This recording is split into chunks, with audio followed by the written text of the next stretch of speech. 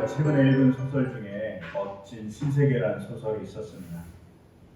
제가 알기로 이 소설이 3대 보전 디스토피아에 관련된 소설인 걸로 알고 있어요. 그래서 1984년 우리들 그리고 멋진 신세계, 이게 3대의 디스토피아 소설입니다. 저는 이 소설을 지금에야 읽었어요. 책을 읽으면서 이런 생각을 했어요. 야, 세상에 책도 많고 읽고 싶은 책은 더 많은데 정말 다 읽을 수 있을까? 없겠죠. 그래서 AI 같이 병렬로 연 사람도 책을 읽으면 참 좋겠다, 뭐 이런 생각을 했습니다. 이렇게 같이 여러 사람이 분배돼갖고 막 손오공이 분쇄를 해갖고 여러 명이 막 잠깐 읽으면 얼마나 좋을까, 뭐 이런 생각을 해봤습니다. 근데 제가 이 멋진 신세계라는 책을 읽으면서 갑자기 이게 어쩌면 이스라엘의 모습과 이스라엘의 감정이 아니었을까, 이런 생각을 하게 됐어요. 멋진 신세계라는 이 소설은 진짜 신세계에 대한 얘기를 하고 있어요. 그래서 미래에 놀랍게 고도로 산업이 발달된 세계를 얘기하고 있어요. 이 소설을 쓴 게 아마 1930년대 같아요. 엄청 오래됐죠. 근데 이 멋진 신세계는 어떤 세계였냐면, 이 당시에는 아마 인간 복제라는 말이 없어서 인간을 배양한다고 했던 것 같아요. 그러니까 1930년대 인간이 복제되는 것을 상상하면서 소설을 쓴 거예요. 그래서 일부의 사람들이 인간을 복제했고, 인간이 이제는 더 이상 엄마 아빠 남녀의 관계에서 태어나지 않는 세계가 돼버린 거예요. 심지어 이제 나도 유전자가 똑같은 사람이, 똑같이 생긴 사람이 막 1000명, 막 몇천 명씩 있는 거예요. 이런 세상이 됐습니다. 근데 똑같은 유전자를 가진 사람이 똑같은 능력을 가졌으니까 무슨 문제가 발생하겠어요? 특정한 유전자를 갖고 있는 사람은 노동자가 되고, 특정한 유전자를 갖고 있는 사람은 지배자가 되고, 아니면 관리자가 되고, 이렇게 딱 나눠진 거예요. 유전자에 따라서 이미 운명이 결정돼 있어요. 태어날 때부터. 근데 이런 사회를 유지하기 위해서 끊임없이 아이들에게 뭘 해주냐? 체면 학습을. 너희들은 어떻게 태어났고, 너희들은 뭐 이 사회가 행복한 사회니까 행복하게 살아야 되고, 뭐 이런 체면 학습을 막 합니다.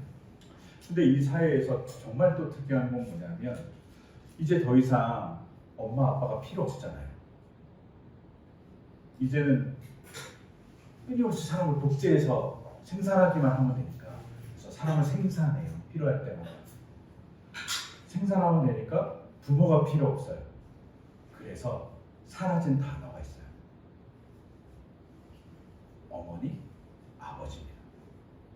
이 단어가 사라졌어요. 그렇다고 해서 남녀의 관계가 없냐? 그렇지는 않고 남녀의 관계는 있습니다. 더 이상 사람들은 아이를 낳지 않으니까 그냥 남녀의 관계를 즐기는 사회가 돼요.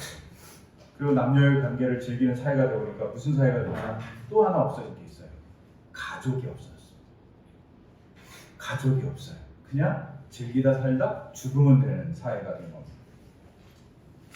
너무나도 깨끗하고 산업은 발달해서 풍요롭고, 사람들은 가족에 매이지 않고 살아서 너무 좋다고 이렇게 생각하면서 살아가는 세대가 멋진 신세계라고 불리는 세계였습니다. 근데 이 세계만 있는 게 아니라 이 소설에는 다른 세계가 또 존재합니다. 어떤 세계? 야만인의 세계가 존재합니다. 이 사회는 어떠냐? 일부일처제, 가족이 있고요, 아빠, 엄마가 있습니다. 그리고 자녀가 있습니다.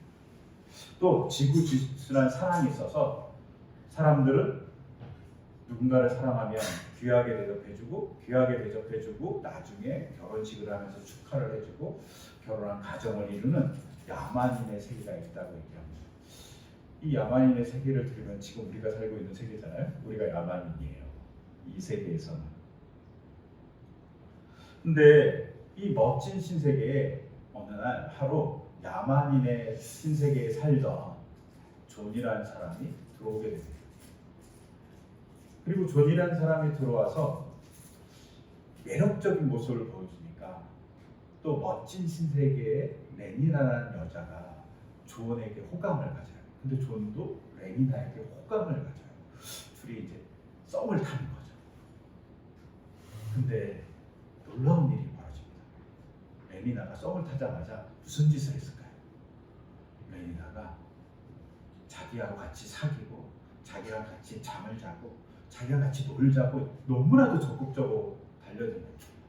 이걸 딱 보는 순간 존이 너무 충격을 받습니다. 왜냐? 자기는 너무 사랑하는 여자랑 결혼하고 가정을 꾸리고 그리고 귀하게 대접해주고 싶은데 너무 레니나가 물란하게 다가오는 거예요. 너무 충격을 받아요. 그러면서 레니나가 자신을 유혹하기 위해서 찾아온 날 저는 레니나에게 이렇게 얘기합니다. 너는 창녀야. 이렇게 얘기해요. 화가 나고 그리고 막 책찍을 휘두르고 막 난리를 칩니다. 레니나도 충격을 받습니다. 제가 이 장면을 읽으면서 영 다른 두 문화가 만나서 사랑을 나누는 것도 정말 다른 일이구나. 서로 이해할 수 없는 거예요. 레니나는 사랑하는 사람이 있으니 같이 지내는 걸 너무 좋아하고 저는 사랑하는 사람이 생겼으니 귀하게 대접해주는 것과 존귀하게 대접해주고 결혼을 꿈꾸기 위해서 준비하는 것이 너무나도 중요한 일이라고 생각해서 그걸 해가고 너무 다른 거예요. 너무 다른 문화 안에 존이 갈등합니다.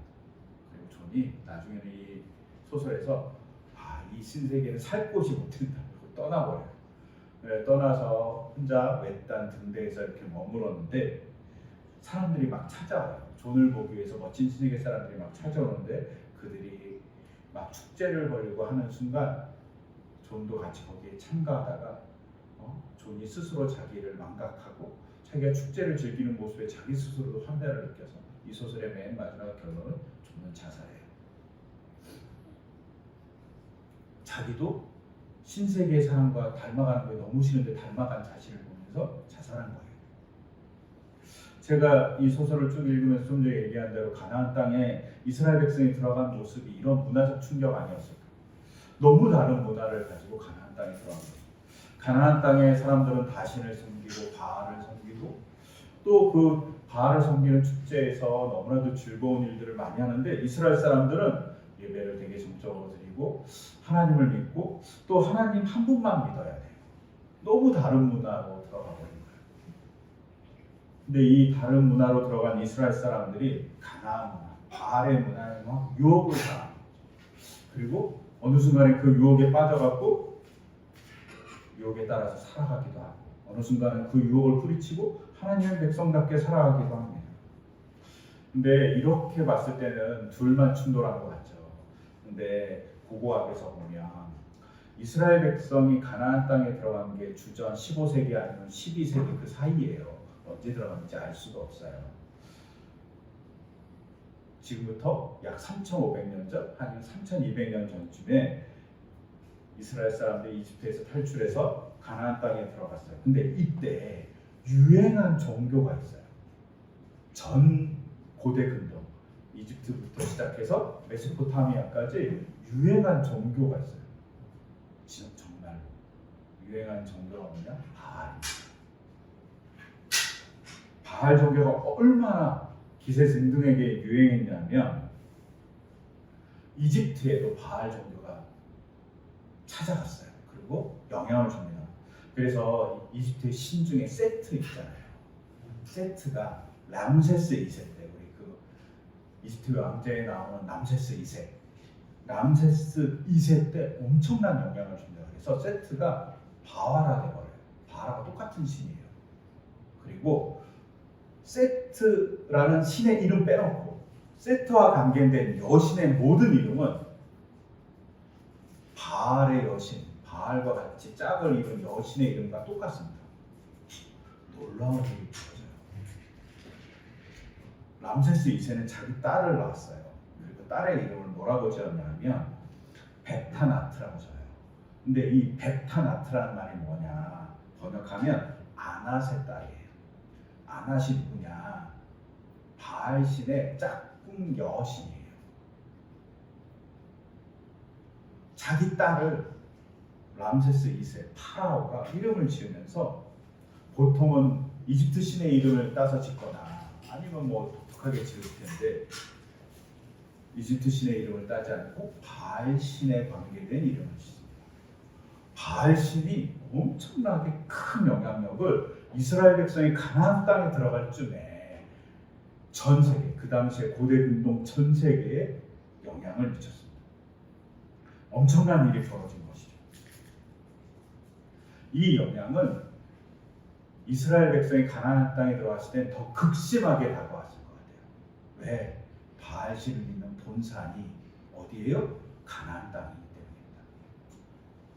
가나안 땅에 바알신을 숭배하는 사람들이 가득하고 그것을 신학적인 정의를 하고 있는 사람들이 가득하고 그것을 찬양하는 신전도 가득해요. 그래서 이스라엘 사람들이 그 공간에 들어간다는 건 엄청난 문화적 충격과 문화적인 싸움이 있는 곳으로 들어갔다고 볼 수 있어요. 그리고 이것에 영향을 받은 증거가 우리가 읽었던 본문에 나옵니다. 오늘 읽었던 본문에 보면 사사기 9장 4절에 신전 이름 하나가 나옵니다.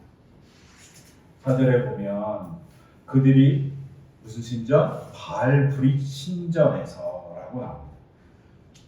바알브릿이라는 이 신전의 이름이 정말 놀라워요.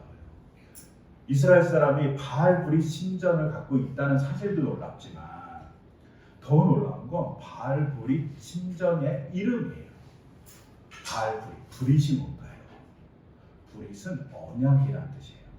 즉 바알의 언약 아니면 바알이 주님이니까 주님의 언약이라는 뜻이에요. 근데 한번 생각해 보세요. 세겜이 어떤 장소예요? 이스라엘 백성이 아이성을 점령하고 그 다음에 가장 먼저 한 일이 뭐예요? 세겜에 가서 하나님의 율법을 돌에 새겨갖고 에발산에 세워두고 그 에발산에 세운 그 돌에 하나님의 말씀을 이스라엘 백성이 다 모여서 낭독했어요. 근데 그 장소가 바로 세겜이에요. 즉 세겜은 어떤 곳이에요? 하나님의 말씀을 낭독함으로 하나님과 언약을 체결한 장소예요. 근데 그 하나님과의 언약을 체결한 장소를 하나님의 언약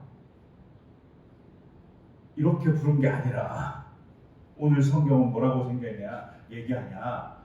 바알의 언약이라고 명명했다고 기록하고 있어요. 이스라엘 백성이 7년마다 한 번씩 모여서 하나님의 말씀을 읽고 언약의 갱신을 해야 할 세겜이라는 곳이 하나님의 언약이 아니라 바알의 언약이라는 신전이 만들어진 곳이 되어버린 겁니다. 엄청난 영향을 받고 있다는 사실을 알 수 있습니다. 이스라엘 사람들이 막 바알 신앙에 막 유혹당해갖고 신전 이름조차 바알 브릿이라고 바꿔버린 거예요. 왜 그랬을까요? 그리고 고대 근동 사람들이 왜 바알을 숭배했을까요? 왜 이집트 사람들이 바알을 세트신에게 세트신 당신은 바알이에요 라고 얘기했을까요? 람세스 2세가 자기 딸을 베타, 나트 이렇게 얘기했어요. 바알신이 풍요의 신이기 때문이에요. 풍요를 추구하는 사람들이 바알신이 풍요를 주는 비를 부리고 천둥을 치는 이 바알신이 풍요의 신이니까 우리가 열심히 믿어야 되겠어 라고 생각한 겁니다. 풍요를 쫓아가다 보니 그 풍요를 주관하는 신을 믿게 된 겁니다. 그러면서 하나님의 말씀은 보지 않았던 거예요. 그리고 풍요에 빠져버린 이 세겜 사람들 혹은 이스라엘 사람들이 타락해 갑니다. 그 타락하게 가는 모습을 잘 보여주는 것이 바로 아비멜렉의 사건입니다. 아비멜렉이 기드온의 아들이잖아요. 근데 기드온이 죽자마자 아비멜렉이 세겜에 찾아갑니다. 그리고 9장 2절에 이렇게 얘기해요. 세겜 서부의 모든 사람에게 물어봐 주십시오. 여로보암의 아들 70명이 모두 다스리는 것하고 한 사람이 다스리는 것하고 어느 것이 더 좋은지를 물어봐 주십시오. 그리고 내가 여러분들과 한 혈육이라는 것을 상기시켜 주십시오.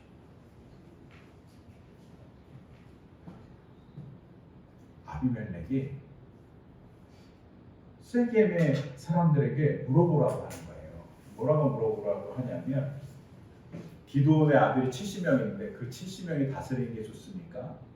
한 사람이 다스리는 게 좋습니까? 이렇게 물어보라는 거예요. 이 말은 70명이 너희를 다스리는 게 너에게 이익이냐? 한 명이 다스리는 게 너에게 이익이냐? 70명을 먹여 살리는 게 너에게 이익이야? 한 명을 그래도 먹여 살리는 게 너에게 이익이야? 이렇게 물어본 것 같아요.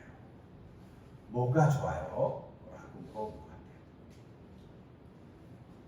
근데 이 속에는 비슷한 사건 하나가 더 있습니다. 인간의 비극적인 사건. 그러니까 선악과를 따먹은 선악을 알게 하는 열매를 따먹었다. 그래서 우리가 에덴 동산에서 쫓겨났잖아요. 그런데 인간이 쫓겨났는데 이 선악을 알게 됐다는 이 사건은 윤리적으로 선하고 악한 것을 알게 됐다 이런 의미가 아니에요. 선악을 알게 됐다는 말은 무엇이냐? 나에게 이익이 되냐 이익이 안 되냐를 알게 됐다는 거예요. 인간 존재 자체가 어떤 존재가 되었어요? 내게 이익이 있나 없나를 판단하는 존재가 되는 거죠. 이 속에 인간의 부조리함이 있습니다. 인간의 한계가 있어요. 언제나 내가 이익이 더 큰가? 우리가 항상 생각하잖아요. 우리 집안에서 항상 문제가 일어날 때, 특히 형제 간에서 싸우거나 가족 안에 싸울 때 어떻습니까? 내가 더 많이 갔나? 내가 더 많이 먹나? 저 사람이 더 많이 먹는 것 같아? 형이 더 많이 먹는 것 같아? 동생이 더 많이 먹는 것 같아? 누나가 더 많이 먹는 것 같아? 여동생이 더 많이 먹는 것 같아? 이런 자기의 이익의 문제가 발생합니다. 이 이익의 문제에 함몰된 모습이 바로 인간의 실존입니다. 근데 이 실존을 건드렸어요. 너에게 뭐가 이익이 됩니까? 이제 너무 자기 이익을 챙기면 어떻게 될까요? 내 이익만 챙겨요. 그러면 인간 공동체가 붕괴합니다. 그래서 하나님이 그 공멸을 막기 위해서 뭘 주십니까? 인간을 사랑하셔서 율법을 주십니다. 이스라엘 백성이 세겜에 모여갖고 자기 이익만 추구하는 인간의 모습이 아니라 하나님의 말씀을 보고 자기를 보고 공동체를 생각하는 사람으로서 살아가라는 방향을 준 게 말씀입니다.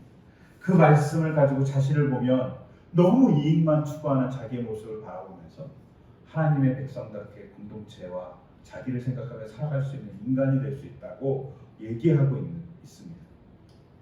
근데 어느 순간 인간은 자꾸 말씀을 내려놓고 자기 이익만을 쫓아가는 것이죠.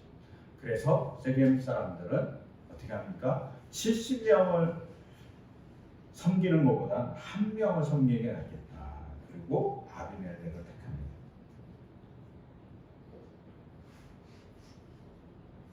근데 여기서 우리가 관가하고 혹은 저에게 개인적으로 좀 아쉬운 번역이 있어요. 2절에 보면 이렇게 돼 있잖아요. 세겜 성읍의 모든 사람에게 물어봐 주십시오. 6절에 보면 세겜 성읍의 모든 사람들과 밀로의 온 집안 사람이 세겜에 있는 돌기둥 곁에 상수리 나무 아래로 가서 아비멜렉을 왕으로 삼았다. 이렇게 기록되어 있어요. 제가 이 번역에서 진짜 아쉬운 게 있어요. 어떤 게 아쉽냐면 이게 아마 70인역의 영향이에요. 70인역이 이렇게 번역했어요. 그래서 다 70인역이 오래됐으니까 이걸 따라하자 번역했지만 아쉬운 건 뭐냐면 세겜 성읍의 모든 사람이라는 번역입니다. 세겜 사람의 모든 사람이라는 이 번역 자체는 사실은 히브리어를 직역하면 이렇게 되어 있진 않아요. 히브리어를 직역하면 세겜의 모든 주인들이에요. 세겜의 모든 주인들이라는 뜻은 무슨 뜻이냐면 아마도 세겜의 지도자들인 것 같아요. 세겜의 지도자 역할을 하고 있는 사람들이 누구를 왕으로 세웠냐? 자기의 권력과 자기의 편안과 자기의 재산을 유지하기 위해서 아비멜렉을 왕으로 세운 겁니다. 세겜에 있는 백성과 상관없어요. 지도자층이 혹은 권력층이 자기의 권력을 유지하기 위해서 하나님의 말씀을 듣는 게 아니라 하나님의 관점으로 왕을 세운 게 아니라 자기의 권력을 유지하기 위해서 아비멜렉을 왕으로 세운 거예요. 자기 이익에 따라간 것이. 그러면서 이렇게 얘기합니다. 아비멜렉, 네가 우리의 혈육이야 라고 얘기합니다. 이 혈육이라는 게 정말 친척이야 이런 게 아니라 우리가 지역주의 얘기할 때 이 땅에 지역주의가 있잖아요. 남원에. 네, 대표적인 말이 우리가 남이가 이 얘기잖아요. 우리가 남이가 우리가 같은 고향 출신이잖아. 그러니 우리가 잘해줄게. 이 얘기를 하고 있는 겁니다. 혈족주의가 우리 같은 혈족이잖아. 같은 성씨잖아. 내가 잘해줄게. 하나님의 눈으로 그 대상을 바라보고 있는 게 아니라 뭘로 바라봅니까? 지역으로 그 사람을 바라보고요. 혈연으로 그 사람을 바라봅니다. 하나님의 형상을 가진 인간을 하나님의 형상을 가진 인간이라고 귀하게 대우해 주는 게 아니라 차별합니다. 어떻게? 지역으로, 혈연으로. 이 땅에도 그런 모습이 가득하잖아요. 이 땅에 어떤 차별이 있습니까? 지역적 차별이 존재하잖아요. 동과 서가 차별합니다. 남과 북은 심하게 차별합니다. 또 어떤 차별이 있습니까? 학력으로 사람을 차별합니다. 혹은 성별로 사람을 차별합니다. 귀하게 생각하지 않아요. 상대의 모습. 하나님이 말씀을 통해서 사람은 나의 형상을 가진 존재라고 얘기했는데 그 존재를 차별하고 있는 거죠. 이 악에 빠집니다. 왜? 이익을 자기의 이익을 구하기 위해서입니다. 근데 이 자기의 이익을 구하는 사람들의 행태가 더 놀랍습니다. 우리가 혈육이다 라고 얘기하면서 세겜의 지도자들이 어떻게 하냐. 아비멜렉을 왕을 삼으려고 하면서 어떻게 하냐면 아비멜렉에 돈을 줍니다. 어떤 돈을 주냐. 바알브릿의 신전에 있는 은 70개, 얼마인지 알 수 없지만 꽤 큰 돈이었을 겁니다. 은 70개를 아비멜렉에게 줍니다. 그리고 이거 갖고 왕 노릇을 하세요 하고 준 겁니다. 지금으로 바꾸면 무슨 자금이냐? 정치 자금을 준 거죠. 비리의 정치 자금. 근데 그걸 어디서 주냐? 신전에 있는 돈을 빼다가 갖다 줍니다. 자기가 풍요의 신이라고 모시는 사람, 풍요의 신이라고 모시는 신 바알에게 바쳤던 그 예물을 갖고 신도 필요 없어 이제 자기의 이익을 위해서 어떻게 합니까? 우리 이익에서는 아비멜렉이 더 중요할 것 같으니까 아비멜렉에게 돈을 주는 겁니다. 그러자 아비멜렉이 어떻게 합니까? 오늘 본문에 의하면 건달과 불량배를 고용했다고 쓰여 있습니다. 건달이라는 히브리어를 그냥 직역하면 이런 거예요. 원칙 없이 사는 사람. 원칙이 없어요. 법 중요하지 않아요. 즉 자기가 법인 사람, 주먹이 법이야 라고 얘기하는 사람을 말하는 것이 건달이라는 뜻이에요. 불량배는 규율이 없어서 무례한 사람이에요. 율법이 그들을 지배하지 않는 사람들이죠. 즉 건달과 불량배는 하나님의 말씀이 기준이 아니라 자기가 기준이 돼서 자기 마음대로 사는 사람들입니다. 하나님의 율법을 두려워하지 않는 사람이에요. 근데 그 사람을 고용합니다. 그리고 어떻게 합니까? 그들을 데리고 오브라에 가서 한 10km 정도 떨어져 있는데 오브라에 가서 기브온의 아들 70명을 죽여버립니다. 이익에 눈이 먼 아비멜렉이 자기가 왕이 되기 위해서 한 일이 뭐냐? 70명을 죽이는 거야. 누구를? 형제를. 가인과 아벨 사건이 여기서 다시 반복됩니다. 가인이 자기 이익을 위해서 아벨을 죽였잖아요. 인간의 참혹한 모습이 여기 등장합니다. 이익을 위해서, 자기가 왕이 되기 위해서 자기 형제를 죽이는 모습을 보여줍니다. 세겜의 지도자들은 이것에 대해서 전혀 말리지도 않아요. 왜? 아비멜렉 혼자 다스리기에 자기한테 이익이니까 말리지 않습니다. 이때 작은 외침이 존재합니다. 유일하게 살아남은 기드온의 아들 요담이 공포를 뚫고 그리심산 꼭대기, 세겜의 산 중에 하나인 그리산 꼭대기에 올라가서 이 사건의 정말을 다 얘기합니다. 그리고 뭐라고 해요? 세겜의 모든 사람들, 세겜의 지도자들, 그들은 옳지 않고 마땅치 않습니다. 라고 성경이 얘기합니다.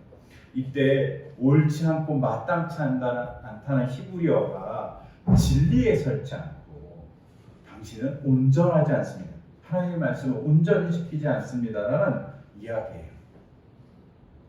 그러면서 의담은 자기 아버지가 어떻게 미디안 군에 승리했는지를 쭉 얘기합니다. 이 속에 하나님에 대한 기억이 존재합니다.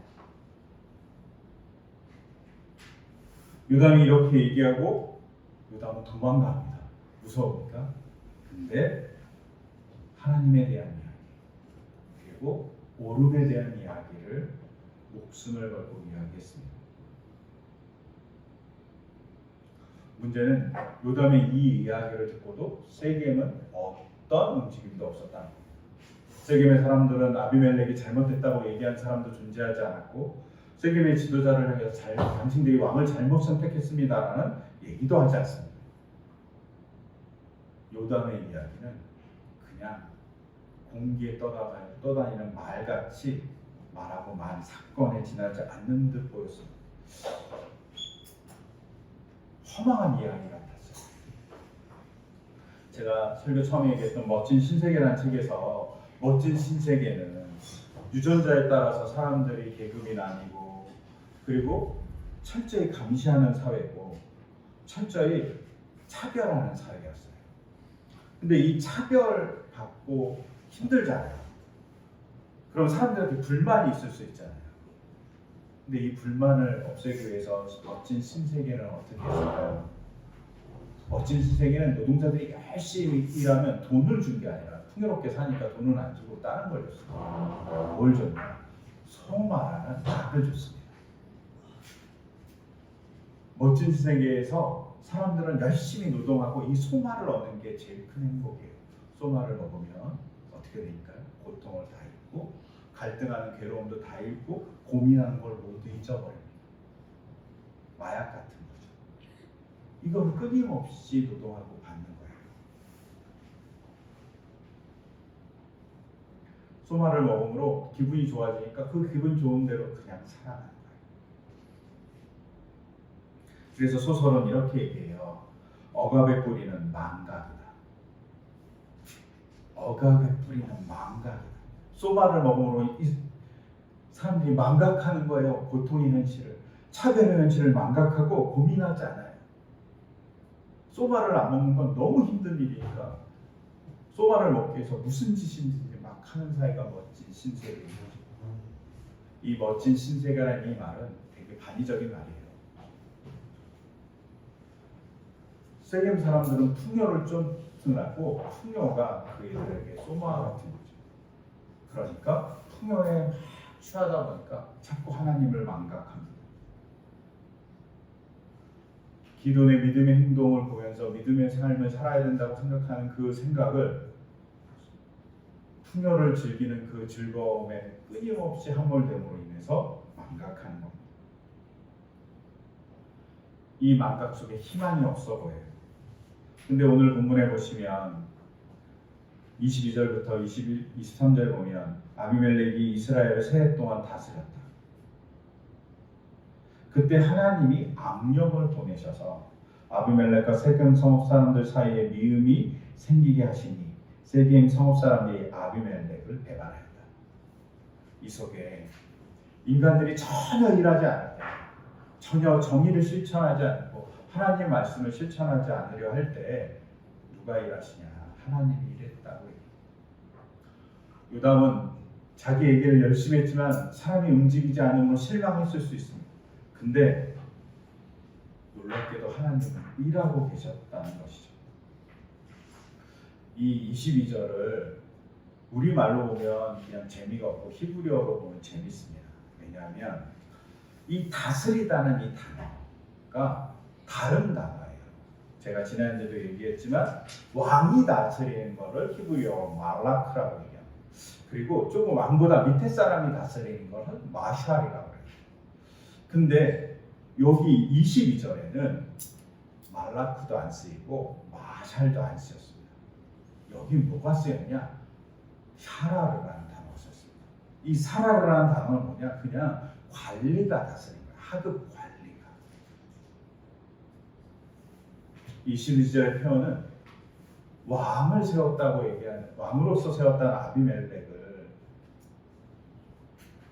왕으로서 다스리는 사람이 아니라 하급 관리가 다스리는 사람으로 표현하고 있어요. 이 속에 이미 세겜의 지도자들과 아비멜렉과의 불신의 관계에 싹이 있습니다. 왜 그럴까요? 왕을 세놨더니 불편한 거예요. 왕을 세놨더니 귀찮은 거예요. 그렇다고 해서 왕에게 직접 대들지는 못해요. 근데 하루, 오늘 본문을 읽지 않았지만 9장에 보면 어떤 사람이 이사 왔다고 성경은 표현하고 있어요. 어떤 사람이 이사 왔습니다. 근데 어떤 사람이 이사 왔냐? 히브리 성경에 뭐라고 써 있냐면 에벳의 아들 가알이 이사 왔다고. 이사 왔다는 게 지금같이 뭐 이렇게 성북구에 살다가 강남구로 이사 가는 게 아니라 외국인이 들어왔다는 겁니다. 근데 정말 특이한 건 에벳의 아들 가알이라는 거예요. 에벳이라는 히브리어는 무슨 뜻이냐? 종 혹은 노예라는 뜻이에요. 종의 아들 혹은 노예의 아들 가알이 이사 왔어요. 이 말은 근거 없는 혹은 배경이 없는 사람이 들어왔다는 거예요. 근데 대단히 불량배 같은 사람이 들어왔다는 거죠. 이 가알이 들어오자 세겜의 지도자들이 흥미있게 바라봅니다. 그에게 호감을 갖습니다. 그리고 포도를 추수하는 날 축제를 벌입니다. 포도를 추수하는 날 축제를 벌이고 포도를 추수했으니 포도로 만든 술인 포도주를 마시면서 막 즐거워합니다. 취해갖고 난리가 아닙니다. 이때 가알이 이렇게 얘기합니다. 아비멜렉이 무슨 우리와 상관이 있겠습니까? 저에게 힘을 주십시오. 그러면 제가 아비멜렉과 싸우겠습니다.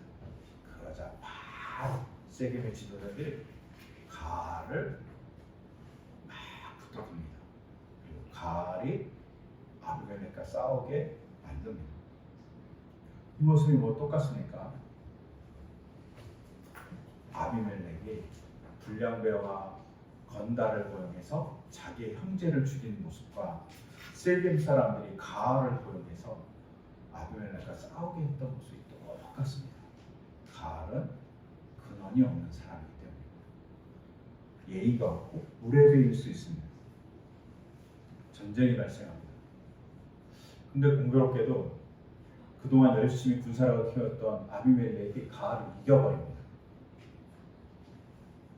그리고 어떻게 합니까? 너무 화가 난 자기의 손해를 당한 아비멜렉이 세겜을 쳐들어가서 완전히 다 쓸어버립니다. 그리고 쓸어버린 것에도 분이 안 풀리니까 어떻게 하냐? 그 쓸어버린 그 성읍에 소금을 뿌립니다. 소금을 왜 뿌렸을까요? 소금을 뿌리면 작물이 자라지 않습니다. 완전히 폐허로 만들고 싶다고. 자기의 이익을, 자기의 권위를 조금 손상시켰다고 이익에 눈먼 아비멜렉이 조금의 이익을 찾고자 반항했던 세겜의 지도자의 삶의 터전을 완전히 파괴합니다. 근데 이 파괴당한 세겜의 지도자들이 도망갑니다. 도망가서 어디에 지하 동굴에 숨었다고 세번역은 번역하고 있어요. 근데 지하 동굴에 숨으니까 거기까지 아비멜렉이 쫓아가요. 그리고 부하들에게 시킵니다. 자기도 직접 합니다. 도끼를 들고 나무를 베고 나무로 그 동굴을 막고 불을 질러요. 그리고 모든 사람을 불태워 죽여버립니다. 그때 1000명이 넘는 사람이 죽었다고 기록되어 있어요. 아비멜렉이 여기서만 멈추지 않습니다. 아비멜렉이 이제 신이 난 거죠. 야, 나는 이제 왕 같아. 난 군사력도 막강해. 그래갖고 데베스라는 곳으로 공격해 갑니다.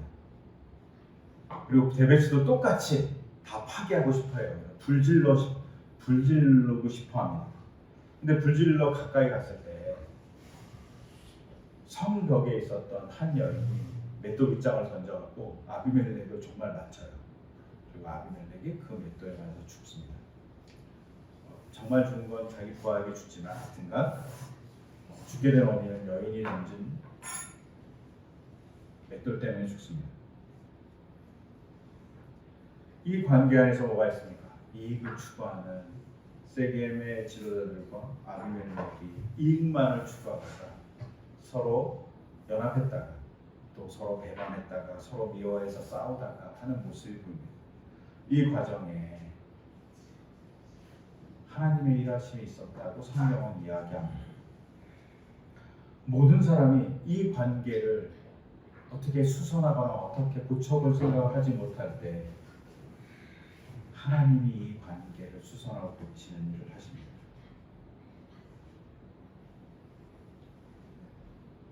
칼든 자가 칼로 망하는 사실을 보여줍니다.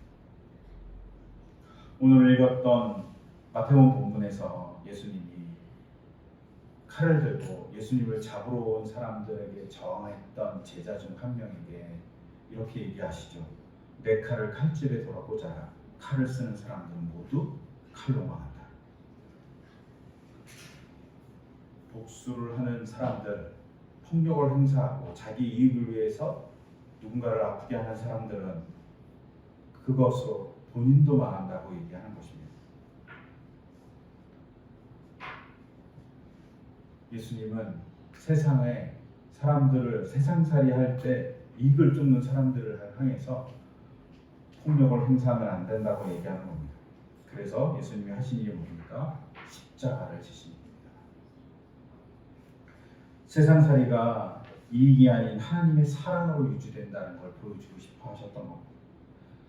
세상살이가 인간을 존귀히 여기는 십자가의 사랑으로 살아갔을 때 제대로 된 세상이 된다는 걸 보여주고 싶었던 겁니다. 세상살이가 폭력을 쫓는 모습으로 살아가는 것이 아니라 하나님의 말씀을 따라 살아갈 때 제대로 된 삶을 살 수 있다고 얘기해주고 싶어서 십자가를 지십니다. 십자가의 사랑으로 세상살이가 된다는 것을 보여주고 싶어 하기 때문에. 근데 이때가 언제입니까? 인간의 수단이 부재할 때입니다. 예수님이 왜 이 땅에 오셨을까요? 인간이 어떤 것도 할 수 없었을 때이기 때문에. 인간이 이것을 회복할 수 없을 때, 인간이 자기 이익을 추구해서 종교를 이용하고 자기 이익을 추구하기 위해서 제국을 만들고 인간이 자기 이익을 추구하기 위해서 권력을 남용할 때 예수님이 이 땅에 오셨습니다. 그리고 예수님이 사랑으로 이 땅을 회복시켜 주신 거죠. 어떻게 살아야 될지 보여주신 겁니다. 그리고 그대로 우리가 살아가기를, 그리고 그대로 살아갈 때 같이 일하실 것을 얘기해 주십니다. 저는 우리가 그렇게 살아가길 소망해요. 세상이 이익을 추구하는데 바쁩니다. 당연하죠. 근데 우리는 하나님의 나라는 뭘 원할까? 라고 고민하면서 사는 사람들이에요. 그리고 그 고민을 가지고 씨를 뿌리고 하나님의 말씀으로 살아가려고 노력할 때 하나님이 복을 주실 거라고 약속해 주십니다. 저는 그 약속을 믿고 그 약속이 성취되기를 소망합니다. 고린도후서 9장 10절에 이렇게 기록되어 있어요. 심은 사람에게 심을 씨와 먹을 양식을 공급하여 주시는 하나님께서 심을 사람에게 씨앗을 주시는 하나님, 양식을 공급해 주신 하나님께서 여러분에게도 씨를 마련하여 주시고 그것을 여러 갑절로 늘려주시고 여러분의 의의 열매를 증가시켜 주실 것입니다. 저는 이 일이 여러분에게 일어나기를 소망합니다. 저의 삶에도 있기를 소망합니다. 요담이 하나님의 이야기를 외쳤지만 제대로 어떤 사람도 반응하지 않았지만 사람이 반응하지 않을 때 하나님이 반응하십니다. 그리고 하나님의 일하심으로 승으로 인해서 이스라엘을 회복하는 일들이 비극적이지만 시작되었습니다. 그 비극이 아닌 하나님의 은혜로 우리가 조금은 더 하나님의 은혜를 누리며 살아갈 수 있는 사건이 우리에게 있기를 소망합니다. 심은 사람에게 심은 씨앗과 먹을 양식을 공급해 주시는 하나님께서 여러분에게도 씨를 마련해 주시고 그것을 여러 갑절로 늘려주시기를 간절히 소망합니다. 그 일하심이 주님의 일하심이 우리에게 같이 있기를 소망합니다. 그 소망을 담아서 이 시간 제가 기도드리겠습니다. 하나님, 우리에게 소망이 있습니다. 주님의 말씀대로 살아가는 소망이 가끔 우리가 그 소망을 놓칩니다. 이익의 문제에 봉착하기 때문입니다. 인간이 이익에 따라 살아가는 존재임을 고백하지 않을 수 없습니다. 그 이익에 따라 살아가는 존재가 하나님의 말씀에 따라 살려고 할 때 하나님이 일하시고 돌봐주심을 믿습니다. 주님, 우리를 돌봐주시고 인도해 주실 주님을 기대하고 또 고린도후서의 말씀처럼 우리가 그렇게 살려고 노력할 때 우리에게 갑절로 채워주시는 주님의 은혜가 항상 우리에게 같이 있기를 간절히 소망합니다. 이 소망을 담아 이름으로 주 예수 그리스도의 이름으로 기도드립니다. 아멘.